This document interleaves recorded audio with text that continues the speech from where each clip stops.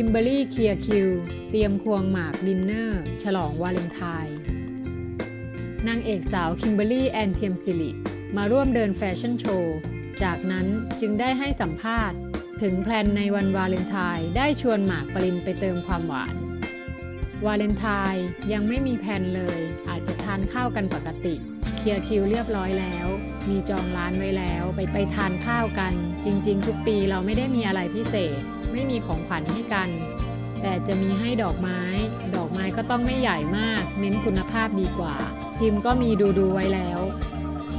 คบกันมานานแค่ไหนแล้ว6 ปีมั้งของขวัญพิเศษต่างๆทุกชิ้นมันก็มีความหมายของขวัญที่เขาให้เราก็เก็บทุกชิ้นยกเว้นดอกไม้จะเอาไปจัดแจกกันที่บ้านพอแห้งก็โละ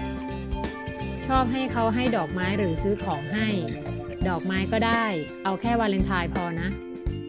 พูดถึงการรียูเนียนของ4หัวใจแห่งขุนเขา10 ปีผ่านไปหน้ายังเหมือนเดิมกันทุกคนไหมดูรูปเก่าแล้วมันก็ไม่แตกต่างมากเราดูจากรูปกันแล้วก็คิดว่าพี่บอยเปลี่ยนสุดตอนนั้นอาจจะเด็กพอโตขึ้นเขาก็ดูเฮลตี้ขึ้นเปลี่ยนผมหน้าสมัยก่อนทุกคนจะหน้าตอบคิมนี่ไม่เปลี่ยนเลย10 ปีมันไวมากคิมยังคิดว่าตัวเองยังเด็กอยู่เลยหมากล่ะเปลี่ยนไหมตอนนั้นก็หน้าแหลมๆเหมือนจิ้งจกหน่อยตอนนี้แมนขึ้นหล่อขึ้นคิดถึงบรรยากาศเก่าๆไหมมันไม่ได้เห็นกันง่ายๆนะที่จะได้มารวมตัว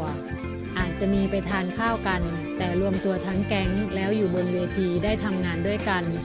ร้องเพลงให้รักเดินทางมาเจอกันมันก็หาไม่ได้ง่ายๆความทรงจำทุกอย่างมันกลับมาจะมีบางโมเมนต์ที่น้ำตาคลอเหมือนกันมันคือจุดเริ่มต้นของคิมเป็นละครเรื่องแรกของคิมก็ตั้งแต่งานช่องวันนั้นก็ฟีดแบ็กดีใจที่ทุกคนก็คิดถึงเหมือนกันมีการนัดรวมตัวกันครบแบบไม่ใช่งานไหมคงมีไปกินข้าวกันปกติอยู่แล้วเรื่อยๆแต่อาจจะยากเพราะคิวแน่นกัน